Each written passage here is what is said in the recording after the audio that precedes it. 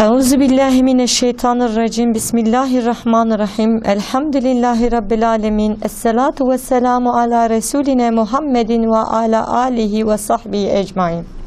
Esselamu aleyküm ve rahmetullahi ve berekatuhu. Değerli seyircilerimiz, bu programımızda Esra Hanım'la birlikte Resulullah sallallahu aleyhi ve sellemin muhterem eşi Ümmü Seleme'nin hayatından bölümler sunacağız ve onun hayatından çıkaracağımız dersleri, ibretleri inşallah hep birlikte anlamaya çalışacağız. Ümmü Seleme, Resulullah sallallahu aleyhi ve sellemin en son vefat eden eşlerindendir. Ümmü Seleme validemiz İslam ile şereflenen ilk Müslümanlar arasındadır. Erkam'ın evinde Müslüman olmuştur. Habeşistan'a ve Medine'ye hicret eden ilk Müslüman kafilesi arasında da yer alır. Hudeybiye Antlaşması'nda Resulullah sallallahu aleyhi ve sellemin yanında yer alıp verdiği fikriyle, zekice fikriyle Müslümanlara yol göstermiştir. Resulullah sallallahu aleyhi ve sellemin nasıl hareket edeceğini ona fikir olarak beyan etmiştir. Ve Resulullah sallallahu aleyhi ve sellem onun fikri doğrultusunda hareket etmiştir ve Müslümanlar da Resulullah sallallahu aleyhi ve selleme tabi olmuştur. İnşallah programımızın ilerleyen saatlerinde zaten bu olaydan bahsedeceğiz. Resulullah sallallahu aleyhi ve sellemin bu muhterem eşi Ümmü Seleme validemiz çilekeş Müslümanlardandır. İlk Müslüman olduğu dönemlerde o da Mekke'deki sahabeler gibi işkence görmüş bir hanım sahabedir. Evet Esra Hanım, hoş geldiniz. Bugün inşallah Ümmü Seleme'nin hayatını hep beraber anlatmaya çalışacağız. Ümmü Seleme'nin kısaca hayatından biraz bahsettikten sonra siz bize Ümmü Seleme'nin hakkında, ailesi hakkında, annesi ve babası hakkında ve eski eşi Ebu Seleme hakkında biraz bizi aydınlatabilir misiniz? Şimdi şu var, Ebu Seleme hakkında çok rivayetler vardır Ebu Seleme'nin. O yüzden onun hayatına biraz fazla değineceğiz inşallah. Bize bunlardan biraz bahsedebilir misiniz? Allah razı olsun. Öncelikle Ümmü Seleme'nin hayatını geçmeden önce siz değerli kardeşlerimizi, muhterem bacılarımızı ve annelerimizi selamların en güzeli olan Allah'ın selamıyla selamlıyoruz. Esselamun aleyküm ve rahmetullahi ve berekatuhu. Evet dedik Arzu Hanım, Ümmü Seleme'nin öncelikle asıl adı Hint'tir. Hint olarak geçiyor ve Kureyş'tendir. Kureyş kabilesindendir.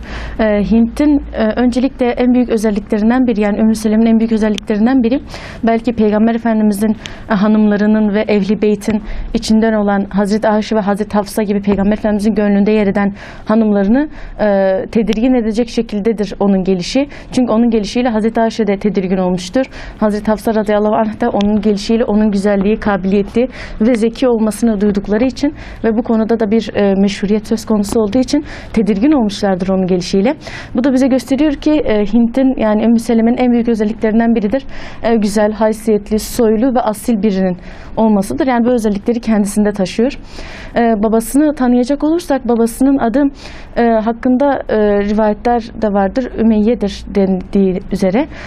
Aynı zamanda bu babası genelde kendi lakabıyla tanınır. Zat-ı Rakb diye isimlendirilir ve Kureyş'in önde gelen cömertlerindendir. Hem önde gelenlerdendir hem de aynı zamanda en büyük cömertlikle bilinen Zat-ı Rakb lakabının sahibidir.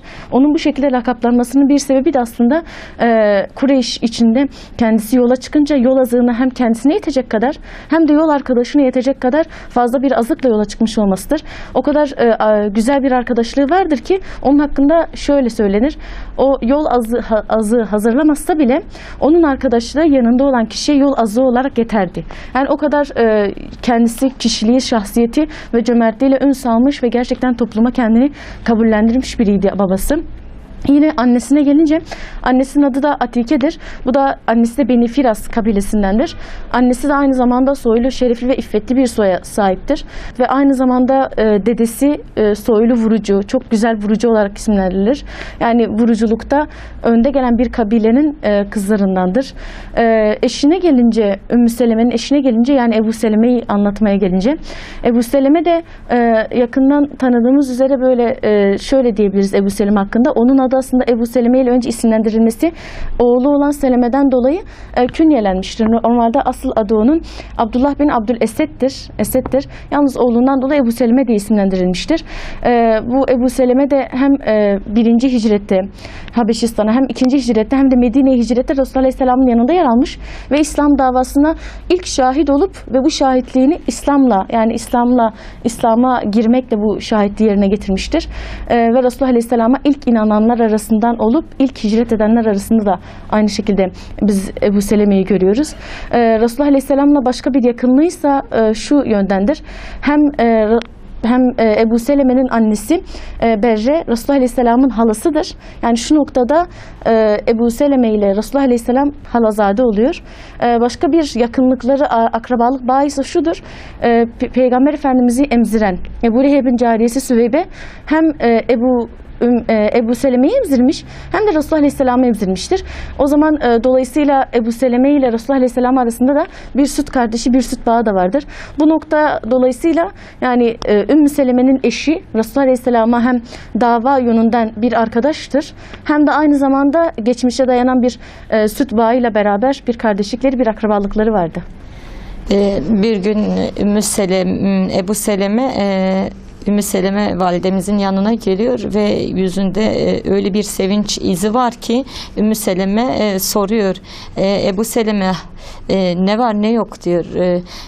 Ebu Seleme de diyor ki hem dünya hem ahiret adına diyor hayır vardır diyor. Bugün diyor ben Osman bin Mazum Erkan bin Ebil Erkam ile birlikte Hz. Muhammed sallallahu aleyhi ve sellemin yanına gittik diyor. O bize İslam'ı anlattı diyor. Kur'an okudu. O Kur'an'ın etkisinden diyor bizler Müslüman olduk diyor. Kelime-i şehadet getirdik ve Müslüman olduk diyor. Sevincimin sebebi budur diyor. Ümmü Seleme diyor ki ey Ebu Seleme diyor niçin diyor hem süt kardeşinin hem dayı oğlunun yanına gittin de beni neden götürmedin diyor. Orada Ebu Seleme diyor ki tabi eşindeki bu sitemin samimi bir sitem olduğunun farkına varıyor ve ona diyor ki tamam diyor ama diyor Resulullah sallallahu aleyhi ve sellem insanları gizli olarak İslam'a davet ediyor. Çünkü hani o dönemler gizli tebliğ dönemiydi. Resulullah sallallahu aleyhi ve sellem tebliğini açıktan yapmıyordu. Gece olmasını bekle, gece olunca karanlık çökünce seni Resulullah sallallahu aleyhi ve sellemin yanına götürürüm diyor. Ümmü Seleme de çok heyecanlanıyor. Bir an önce gece olmasını, karanlık olmasını, güneşin batmasını istiyor ki Allah Resulü sallallahu aleyhi ve sellemin yanına gitsin ve o da iman edip Müslümanlardan olsun ve güneş bir türlü batmıyor. O kadar sabırsızlanıyor ki sanki vakit ona duruyor. Vakit geçmiyor. Akşam olunca güneş batınca Ebu Seleme Ümmü Seleme'nin elini tutup Resulullah sallallahu aleyhi ve sellemin yanına gidiyorlar. Orada Osman bin Mazum Havle binti Hakem eşini de getiriyor. Osman bin Mazum eşi Havle binti Hakem'i de Resulullah sallallahu aleyhi ve sellem yanına getiriyor ve Resulullah onlara İslam'ı anlatıyor. İslam'ın hükümlerini ona indiği kadarıyla Resulullah sallallahu aleyhi ve sellem Ümmü Seleme'ye, Osman bin Mazum'un eşi Havle binti Hakem'e İslam'ı anlatıyor. İslam'ı anlatınca bunlar da Kur'an da okuyor tabi Resulullah. Hemen Müslüman oluyorlar. Onlar da orada Müslüman oluyorlar ve onlar da mutlu bir şekilde evlerine geri dönüyorlar. Ebu Cehil, Ümmü Seleme ve Ebu Seleme'nin Müslüman olduğunu duyunca onların yanına hemen gidiyor ve onlara soruyor diyor. Siz de kahin ve yalancı birine mi iman ettiniz diyor. Ebu Seleme hemen oradan çıkışıyor. Diyor vallahi diyor Muhammed diyor ne yalancıdır ne kahindir diyor. Ne yalancı ne kahindir diyor. Orada diyor ki Allah diyor Kureyş'in yetiminden başka hiç kimseyi bulmadı mı peygamberlik içinde o yetimi peygamber ilan etti diyor. Orada Ebu Seleme diyor ki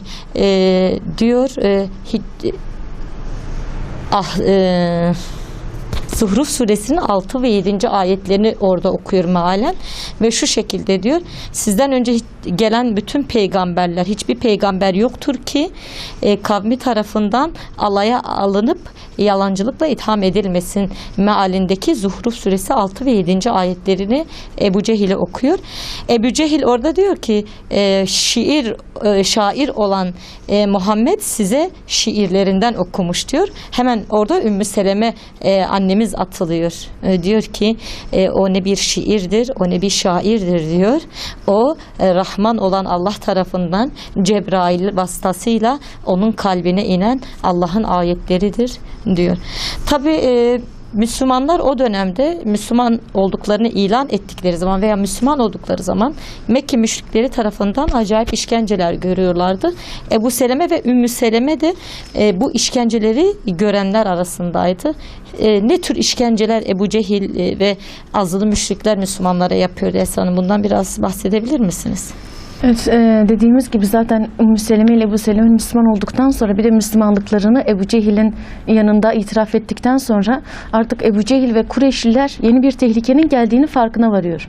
Çünkü bu din kalplere hitap edip de Müslüman insanları İslam'a, yeni bir dine çağıran bir dindi ve bu dine giren herkesin kalbinde de bir sükunet, bir kararlılık, bir geri dönmeme gibi aşamaları da gördükten sonra Ebu Cehil, yani bu din üzerinde Ebu Seleme ve Ümmü Seleme'nin onları baskı ve tehdit etmesine rağmen sözle onların İslam'ı kabul ettiğini ifade ettikten sonra Ebu Cehil bunlardan dolayı anlıyor ki bu din gerçekten onların geleceği için, mevkisi, makamı için ve gelecekte onların dünyevi istekleri uğrunda onları tehlikeye atabilecek bir dindir ve yeni bir çağrı, onların çağrısının sesini kısabilecek bir çağrıdır.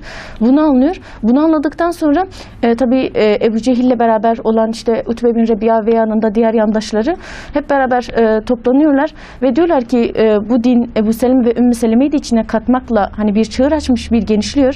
Bizim bunu engelleyebilmemiz için kendi bütün olanaklarımızı onların önüne serip onları bir şekilde bu yoldan çevirmemiz gerekiyor şeklinde karar alıyorlar. Ve bu kararları alan Ebu Cehil de, ki Ebu Cehil o toplantının hakemliğini yapıyor aynı zamanda. Diyor ki böyle bir sistem yürüteceğiz. Biz diyor zayıf olanlara başka bir şekilde yanaşacağız. Tacir olanlara başka bir şekilde işkenceyle ve aynı zamanda şerefli ve haysiyet sahibi insanlara, yani Mekke'nin, Kureyş'in eşrafına da farklı bir işkence yöntemiyle yanaşacağız diyorlar. Tabii bunu bu şekilde devreye geçiriyorlar. Ebu Cehil öncelikle Kureyş'in eşrafından, Kureyş'in ileri gelenlerinden, Kureyş'in hani soy ve asalet bakımından üstün olanlarından, Müslüman olanların duyduğu zaman onlara şöyle diyordu: eğer diyordu siz bu davadan dönerseniz bizim davamıza, yani bizim dinimize dönerseniz sizin için hiçbir şey yoktur. Yok, eğer siz atalarınızın dinini bırakıp bu dine girerseniz biz sizi toplumda ahmaklıkla, sefihlikle ve görüşünüzün kıtlığıyla ilan edeceğiz.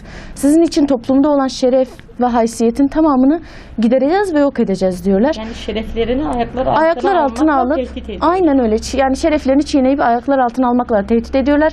Çünkü karşısındakiler muhatap oldukları kişi ve muhatap oldukları kişinin Müslümanlığı toplumda şerefli ve haysiyetli, asil biri olarak görülmüş ve onun en zayıf noktası toplumda bunun tersi olarak addedilmek, tersi olarak bilinmekti. Bu da gerçekten hani savaşın, yani sistematik bir savaşın, yani diyelim ki psikolojikmen bir yıldırıcı etkisidir diyebiliriz yani. İkinci olarak mesela tacir olan bir kişi Müslüman olursa, aralarından ticaret ehli olan tacir, zengin bir Müslüman olursa, Ebu Cehil onun yanına gidip şu şekilde bir işkence yöntemiyle yanına gidiyor. Eğer diyor sen bu din üzerine devam edersen biz seninle olan bütün ticari ilişkilerimizi keseceğiz ve ticaret kervanlarına çıkıp başka ülkelerde ticaret yapmana engel olacağız. Ve bunun yanı sıra senden Kureyş'in hiçbir kimse alışveriş yapmayacak. Ya bu demek oluyor ki seni biz madden bulunduğun rahatlığı, belki madden bulunduğun güzelliği tamamen yok edeceğiz ve sen maddi olarak seni çökerteceğiz şeklinde ticaret hayatını yok edeceğiz, sıfırlayacağız dediğiniz gibi bu şekilde bir tehdit söz konusu oluyor. Bu da tabii işkencenin bir boyutudur. Çünkü işkence sadece bedeni olarak algılamak da doğru bir yöntem değil. Psikolojik baskı. Psikolojik baskı olarak da görüyoruz burada. Üçüncü olarak da şöyle bir işkence yöntemi öne sürüyor Ebu Cehil. Zayıf olanlara, belki köle olanlara, yani onu himaye altına almayan, himaye altına giremeyen bazı kişilere karşı onlara da şöyle söylüyor. Eğer diyor siz diyor bu dini terk etmezseniz biz bundan sonra sizin hani bedeni olarak her türlü eziyete, işkenceye katlandırıyorlar onları ve bunun yanı sıra ki terk etmediklerini gördükleri vakitte de mesela İslam tarihinde hepimizin de çok yakından şahit olduğu üzere Bilal Habeşi'ye, bunun yanı sıra Habbab bin Ered'e, işte Ammar bin Yasir ve ailesine yapılan işkencelerin nevileri ve çeşitleri bir anda zayıf olanların, belki de onun maddi imkanı olmayıp da ya da tüccar olmayanların başına gelebilecek işkence yöntemi olarak karşısına çıkıyor. Yani bedenen onlara eziyet etmeye başlıyorlar. Yani bizim anlayacağımız şekilde kısaca şöyle diyebiliriz. Yani o dönemde Ümmü Seleme ve Ebu Seleme Müslüman olduğu dönemde Müslümanlar kendi imkanlarında neye sahip olmuşlarsa onları yok etmekle, tehditle yüz yüze kalmışlar. Eğer zayıflarsa o naif bedenlerine eziyetler ve işkenceler gelmiş ve bununla beraber sadece sırf amaç onları dinlerinden döndürüp tekrardan kendilerine katmak. Halbuki dinlerinden döndürmenin de ötesinde kendi makam ve mevkilerini ve gelecekteki dünyadaki yerlerini muhafaza edebilmek için onları bir şekilde engellemekti ve bundan Ebu Seleme ve Ümmü Seleme de nasibini alıyor elbet. Evet, Ümmü Seleme ve Ebu Seleme o işkencelerden nasibini alan iki sahabelerdendir dedik. Ve bu işkenceler arttığı zaman Allah Resulü sallallahu aleyhi ve sellemin yanına geliyor Ebu Seleme ve diyor ki ya Resulallah diyor biz iman etmemişken, müşriklerden iken diyor şerefliydik, güçlü ve kuvvetliydik. Ama diyor şimdi iman ettikten sonra diyor bizim şerefimiz ayaklar altına alındı ve bizler eziyet görmeye başladık diyor. Orada Resulullah sallallahu aleyhi ve selleme diyor ki hani bize onlarla mücadele etmemiz için, onlarla dövüşmemiz için izin ver diyor. Allah Resulü sallallahu aleyhi ve sellem orada diyor ki hani tabi bu Allah Resulü sallallahu aleyhi ve sellemin yanına gidenler arasında Ebu Seleme, Ümmü Seleme, Peygamber Efendimizin kızı Rukiye, Hazreti Osman gibi seçkin sahabeler de vardı. Allah Resulü onlara diyor ki hani biraz sabredin diyor. Sabredin diyor. Hani daha dövüşme zamanı değil diyor. Bunlar geri dönüyor. Tabi bu arada işkenceler, zulümler artıyor. Müşriklerin Müslümanlara karşı zulümleri ve Allah Resulü'nün yanına tekrar gidiyorlar. Tekrar gidenler arasında Resulullah'ın kızı Hazreti Osman, Ümmü Seleme, Ebu Seleme ve bunun yanındaki birçok seçkin sahabeyle birlikte. Evet, ashabtan bir kısım insanlar Allah Resulü sallallahu aleyhi ve sellemin yanına gelmişti ve içinde bulundukları hali Resulullah'a şikayet etmişlerdi. Resulullah sallallahu aleyhi ve sellem de gözlerindeki yaşa dayanamayıp kim Allah rızası için, Allah'ın dini için bir yerden bir yere hicret ederse ki bu gittiği bir yer bir karış mesafede bile olsa o diyor cennet ona vacip olur ve diyor ki o babası İbrahim Halilullah ile Muhammed'in Refik-i Ala'da yol arkadaşıdır deyip Müslümanlara bu şekilde de bir müjde veriyor ve Müslümanlar seviniyor. Tabi hicret edecekler. Orada bir sahabe çıkıp ya Resulallah diyor hani biz Mekke'ye ne zaman döneceğiz diyor. Diyor ki sizin içinizde bulunduğunuz hal değişinceye kadar siz orada kalın. Allah-u Teala ne zaman ki size bundan hayırlı bir zaman, hayırlı bir kapı açtı o zaman geri dönersiniz diyor. Oradan Ebu Seleme ya Resulallah diyor biz peki nereye hicret edelim diyor. Allah Resulü diyor ki Habeşistan'a doğru gidiniz diyor. Çünkü diyor orada çok adaletli ve hiç kimseye zulmetmeyen bir kral var. Umulur ki o size merhamet eder. O size şefkatle yaklaşır ve içinizde bulunduğunuz bu halden sizi kurtarır diyor. Ve Müslümanlar birleşerek Habeşistan'a doğru hicret ediyorlar. Hicret etmek için hazırlıklarda bulunuyorlar. Ümmü Seleme, Ebu Seleme de Habeşistan'a hicret eden Müslümanlar arasındadır. Evet Esra Hanım, Habeşistan'a hicretlerinden hani oradaki hallerinden ne söylemek istersiniz bize? Evet, şimdi öncelikle Habeşistan'a hicret edenler birinci hicrette 10 erkek 4 tane bayan vardı. Ve ilk hicretin ilk gidenleri arasında Ebu Seleme ve Ümmü Seleme çifti de vardı. İkinci hicrette ise 82 tane erkek, 18 tane bayan vardı. Yine bu ikinci hicretin içinde de Ebu Seleme ve Ümmü Seleme vardı. Bu iki hicret de Ebu Seleme ve Ümmü Seleme çiftinin içinde bulunup hicretiyle beraber sonuçlanmıştır. Hicret noktasında da Peygamber Efendimiz onlara izin verdikten sonra Habeşistan'a Resulullah Aleyhisselam Mekke'de kalmıştır. Mekke'de kalıp hani durumu yoklama, oradakilerin ne olacak, sonu ne olacak veya davetin devamını orada davete devam etmekle meşgul olmuştur. Diğer Müslümanlarsa dinlerini bir nebze de olsun rahat yaşamak için işkencelerden bir şekilde çıkıp dini biraz daha rahat bir ortamda yaşayabilmek için Habeşistan'a doğru yola çıkmışlardır.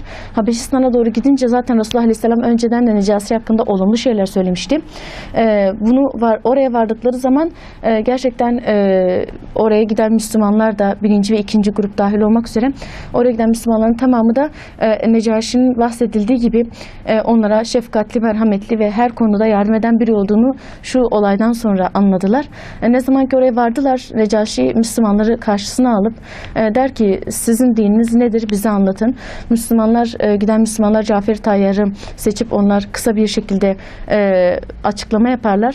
Daha sonra ikinci defadaysa Necaşi onlara der ki peki der Meryem oğlu İsa hakkında sizin dininiz ne şekilde hüküm veriyor, ne şekilde söylüyor? Bu konuda sizin dininizin herhangi bir hükmü var mı diye sorar. Necaşi'nin cevabını da yine aynı şekilde Müslümanlar uygun bir dille ve ayetlerle cevap verirler. Necaşi bundan sonra bu cevabı duyduktan sonra gözleri dolar. O anda hemen Amr bin As, Kureyş'in gönderdiği elçi, bunun yanında Abdullah bin Ebi Ümeyye gelir elçi olarak ve ilginçtir ki yani Ümmü Seleme'nin kardeşi. Ümmü Seleme'nin kardeşi gelir. Yani ilginçtir ki dediğimiz gibi Kureyş kendi ülkelerinde Müslümanlara bir nefes aldırma veya bir yaşama hakkı bırakmadıktan sonra başka ülkeye, yani ki o zaman Habeşistan Kureyş'le alakalı bir ülke değildi. Yani oranın yönetimi ayrıydı. Kendilerinin yönetimi, şekilleri, her şeyi ayrı olduğu halde başka bir ülkeye giden Müslümanların orada rahat bir şekilde olduklarını, Necaşi'nin onlara iyi bir şekilde tahammül ettiğini ve onları barındırdığını duydukları anda hani kinlerinden dolayı hemen iki elçi göndermişler ve bu gönderilen iki elçinin birinin ablası da yani Ümmü Seleme de aynı şekilde orada olan Müslümanlar arasındaydı. Yani bu demektir ki yani bir aileden bir kişi Müslümandı, bir kişi aynı zamanda müşrik olarak diğer tarafta bulunuyordu. Bu haldeyken gelip Necaşi'den onların asla burayı da işte fitne fesada bozulduğuna uğratacaklarını, kendi ülkelerinde yaptıkları gibi kardeşi babadan ayıracaklarını, sizin ülkenizin istikrarını bozacaklarını, ondan dolayı bizim ülkemizden kaçan size gelen Müslümanları bize teslim etmeniz gerektiğini söyler Amr bin As. Necaşi onlara aynı şu cevap verir ve aynı zamanda bunları sözleri söyleyince de bu sözlerini de hediyelerle takviye eder. Yani oradan Kureyş'ten getirdikleri değerli ve gerçekten de kayda değer hediyeler getirmişlerdir. Bu hediyelerle de sözlerini kuvvetlendirir ve Necaşi'ye der ki eğer münasip ve uygunsa biz size sığınan bunları, bu günümüzde yine mültecileri diyelim, tekrardan almak istiyoruz, kendi ülkemize götürmek istiyoruz diyorlar. Yani onların belki de Kureyş müşriklerinin tahammülü değil ki kendi ülkelerinde sınırlı olaraktan Müslümanlara yaşama hakkı vermeyle sınırlı değildi. Onların gerçekten tahammülsüzlükleri başka ülkelerde İslam dinini yayma çabasında olan Müslümanların orada rahat ettiklerini duyunca bile tahammül sınırlarını zorluyordu onların ki gelip orada Müslümanları tekrar talep etmiştiler. Necaşi onlara tabii red cevabı veriyor. Olmaz, bunlar benim misafirimdirler ve burada istedikleri müddetçe kalırlar. Kendi istekleri olmadan da ben onları tekrardan Mekke'ye geri göndermeyeceğim diyor. Onları kendi himayesine aldığını onlara söylüyor. Artık benim himayemde olana hiç kimse de ne dokunabilir ne kendi himayem altındakini de sizleri teslim ederim. Böyle dedikten sonra zaten Amr bin As biraz da şaşkınlık oluyor onlarda. Çünkü böyle bir şey beklemiyorlardı. Bundan dolayı elleri boş bir şekilde hatta hediyelerini iade ediyor. Ellerinde hediyeleriyle beraber Kureyş'e dönüyorlar. Kureyş'e döndüklerinde zaten bu karar Ebu Cehil tarafından çok şiddetle karşılanıyor. Nasıl olur da onlar gelmedi şeklinde. Yalnız bildiğimiz nokta şu ki Habeşistan'a hicret eden Müslümanlar orada Necaşi'nin gözetiminde rahat bir şekilde bir dönem geçiriyorlar ve bu birinci ve ikinci hicret eden kişiler de orada uzun bir zaman kalıyorlar zaten. Şimdi bu Habeşistan dönemi Müslümanlar için bir rahatlama dönemi ama hani rahatlamalarına rağmen, işkencelerden kurtulmalarına rağmen sahabeler, muhacirler, muhacir olan Müslümanlar Resulullah sallallahu aleyhi ve sellem'den uzak kaldıkları için onu özlüyorlar. Hani bir an önce peygamberimize yeni iman etmişiz. O imanla, o coşkuyla peygamberimize kavuşmak arzusundadırlar. Tabii Mekke'de Hazreti Ömer'in Müslüman olduğunu da duyuyorlar. Hazreti Ömer Müslüman olunca Müslümanlar Kabe'nin etrafında serbestçe namazlarını kılabiliyorlar. Habeşistan'daki muhacirler bunu da duyuyor. Bir de Es ve Hazreç kabileleri Resulullah'ın yanına gelip beyat sözü veriyorlar. Biat ediyorlar Resulullah sallallahu aleyhi ve selleme ve Resulullah'ı ve ashabını kendi şerefleri ve namuslarını, kendi mallarını, canlarını korudukları gibi Resulullah'ın ve sahabelerinin de canlarını koruyacağını söz veriyorlar, biat ediyorlar. Bunu da Müslümanlar duyuyor ve Mekke'ye geri dönüyorlar. Mekke'ye yakın bir yerde bir çoban gördüler ve çobana Mekke'deki Müslümanların durumunu soruyorlar. Ve gece vakti Mekke'ye dönüyorlar, Mekke'ye giriyorlar. Mekke'ye girdikten sonra Resulullah sallallahu aleyhi ve sellemin yanına gidiyorlar. İşte onu çok özlediklerini, onunla beraber olmak istediklerini dile getiriyorlar. Böyle belirli bir süre geçtikten sonra tabii müşriklerin Müslümanlara karşı işkenceleri artıyor, daha fazlalaşıyor ve Müslümanlar bu duruma artık dayanamıyor. Ve Resulullah sallallahu aleyhi ve sellemin yanına geliyor ve ya Resulallah diyorlar, bize hicret etmek için izin ver diyorlar. Hicret izni ver diyorlar. O anda Resulullah sallallahu aleyhi ve sellem onlara hemen hicret izni vermiyor. Birkaç gün bekliyor. Birkaç günden sonra diyor artık diyor yola çıkmak isteyen Yesrib'e yani Medine'ye doğru hicret edebilir diyor. Ümmü Seleme ve Ebu Seleme hicret edenler, Yesrib'e ilk hicret eden Müslümanlar arasındadır. Bunlar yola çıktıkları anda onları bazı şeyler bekliyor. Bu konuda bizi biraz aydınlatabilir misiniz Esra Hanım? Evet. Şimdi birinci ve ikinci hicretten sonra dedik tekrar geri dönüş ve tekrar yeni bir hicrete, Medine hicretine yani büyük hicrete ve son hicrete İslam döneminde yani fiili olarak son hicrete başlama dönemi başlıyor. Aslında hicretle beraber şimdi bahsediyoruz, hicret ettiler, tekrar geri döndüler, ikinci hicret tekrar geri döndüler ama yani hicreti belki de anlamlaştıran kısa bir dizi aktarsak daha da güzel olur. Çünkü hicretle beraber sadece kendilerinin amaçları işte dini yüceltmek adına da olsa onlar geride mallarını, canlarını, ailelerini yani vatan hasretini, kendi yaşadıkları topraklara karşı hasreti de geride bırakıp gidiyorlar. Hani Necip Fazıl'ın bir şiiri vardır belki hicretin anlamını belki de burada güzelleştirir. Diyordur insandır sanıyordum mukaddes yükü hamal. Hamallık ki sonunda ne rütbe var ne de mal. Çünkü bu hicretin sonunda ne bir rütbe ne de bir mal var. Yalnız acı bir lokma zehirle pişmiş aştan ve ayrılık diyor anneden, yardan, arkadaştan. Yani hicrette gerçekten Necip Fazıl'ın da deyimiyle hani anneden, yardan, arkadaştan bir ayrılık ve yedilen bir lokma. Bu lokma da gerçekten zehirle pişmiş aştan yani kendi vatanındaki özleme karşı, kendi yaşadığı topraklardan zorla ayrılığa karşı böyle bir halet ruhiye içindedir. Gerçekten bunu büyük şair de çok güzel ifade etmiş şiirinde. Yani böyle bir halet ruhiye ile böyle bir ayrılığın acısıyla kendi vatanlarından tekrardan uzaklaşmak zorunda kalıyorlar ve Resulullah Aleyhisselam'dan izin istiyorlar. Hatta öyle bir döneme geliyorlar ki Habeşistan'dan döndükten sonra işkenceler bu sefer öncekine nazaran daha da artıyor. Artmayla beraber her türlü işte işkencede ezdirme, sindirme politikaları devam ediyor. Artık Resulullah Aleyhisselam'a sahabiler geliyor diyorlar ki yani o kadar sıkılmışlar ki hani meta nasrullah, Allah'ın yardımı ne zaman diyorlar. Yani ne zaman olacak da Allah-u Teala bize yardım edecek ve bizi ne zaman bu halden kurtaracak diye Resulullah Aleyhisselam'a dönüp söylüyorlar. Resulullah Aleyhisselam bunu duyduktan sonra diyor ki şu anda bekleyin diyor.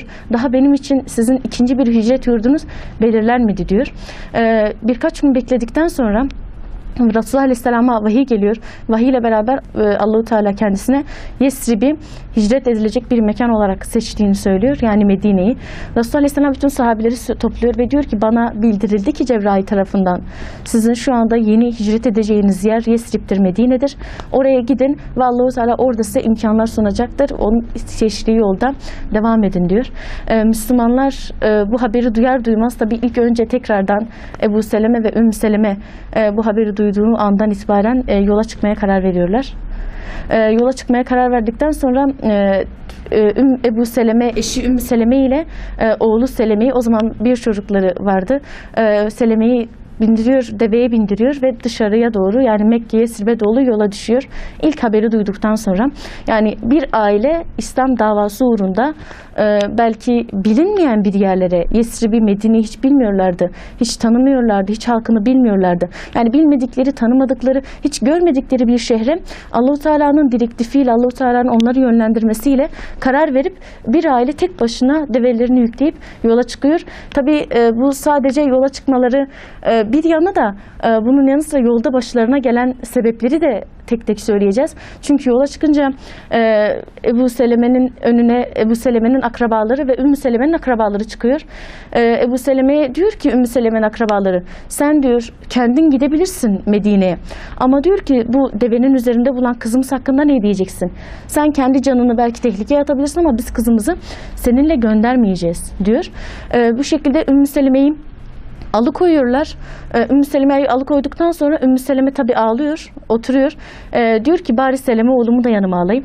Oğlunu da alıyor yanına. Yanına aldıktan sonra bu sefer erkek tarafın akrabaları, yani Esedoğulları diyor ki madem ki diyor siz kızınızı aldınız ey Mughiroğulları, o zaman biz de sizden oğlumuzu alacağız. Yani oğlumuzun oğlu olan Seleme'yi sizden alacağız diyor. Annesinin yanında bırakmayacağız. Bu şekilde erkek tarafı, yani Abdülesedoğulları Seleme'yi yanlarına alıyor, alıkoyuyor. Aynı zamanda Ümmü Seleme'yi de Mughiroğulları olan kendi ailesi alıkoyuyor. Ve tek başına, bineğin üzerinde tek başına kendi eşini, çocuğunu bir yerde bırakıp tek başına Allah-u Teala'nın sadece bir emri uğruna bilmediği, tanımadığı, hiç görmediği bir şehre doğru yol alıyor ve arkasında belki kendinden bir parça olan çocuğunu ve eşini geride bırakarak yola ayrılıyor. Bu noktada hicretin zorluğuyla beraber sahabilerin Allah-u Teala'dan gelen emirlere hani hemen gelen emirlere semiyena ve etana, yani işittik ve itaat ettik demesinin de bir tezahürünü görüyoruz. Çünkü kendisi tek başına Ebu Seleme Medine'ye hicret ederken eşini ve çocuğunu arkada bırakıyor ve içinde her ne kadar ayrılık acısı olsa da yine de Allah-u Teala'nın verdiği emri yerine getirmenin bir memnuniyeti, bir sekineti de var. Onlar geride kalıyor ve bu şekilde Ebu Seleme hicretini tamamlıyor. Hatta bazı rivayetlerde Ebu Seleme'nin akrabalarıyla Ümmü Seleme'nin akrabaları Seleme'yi, oğlu Seleme'yi çekiştiriyorlar. Bazı rivayetlerde kolunu da yerinden çıkardıkları söyleniyor. Ümmü Seleme validemiz tabii günlerce Ebdah'ta oturup ağlıyor. Çünkü hem oğlundan uzak hem eşinden uzak ve onun akrabaları, Mughiroğulları onu hapsediyorlar. Hapsediyorlar. Hiçbir yere gitmesine de müsaade etmiyorlar. Tabii hem çocuğunun hasretiyle yanıp tutuşuyor, hem eşinin bir memleketten başka bir memlekete hicret edişine de tabii üzülüyor. Çünkü kendisi Mekke'de kalmıştır. Bir gün Mughiroğullarından bir tanesi, Ümmü Seleme'nin amcazadelerinden, amcaoğullarından bir tanesi Ümmü Seleme'yi ziyarete geliyor ve ağladığını görüyor. Kendi akrabalarına gidiyor, yani diyor ki siz bu kadını niye hapsettiniz? Hem hapsettiniz hem de eşinden ve çocuğundan uzak tuttunuz diyor. 1 seneye yaklaşık bir süre. Diyor ki biz bunu salıverelim diyor. Tabii onlar da Mughiroğulları da merhamete geliyor ve onu salıveriyorlar. Diyorlar ki git hadi eşine yetişebilirsen yetiş, eşine yetiş diyorlar. Abdülesedoğulları da Ümmü Seleme'nin serbest bırakıldığını duyunca onlar da oğlu Seleme'yi Ümmü Seleme'ye getiriyor ve Ümmü Seleme oğlu Seleme ile birlikte hicret yurdu olan Medine'ye doğru hareket ediyor ve tek başlarına, hani Ümmü Seleme'nin yanında hiç kimse yok. Sadece oğlu Seleme ile birlikte Allah rızası için, Allah'ın dini için Mekke'den Medine'ye hicret ediyor. Evet Esra Hanım, bize ayrılan sürenin sonuna geldik. Bir dahaki programımızda inşallah Ümmü Seleme validemizin hayatında kaldığımız yerden devam edeceğiz inşallah. Sizleri Allah'a emanet ediyoruz. Esselamu Aleyküm ve Rahmetullahi ve Berekatühü.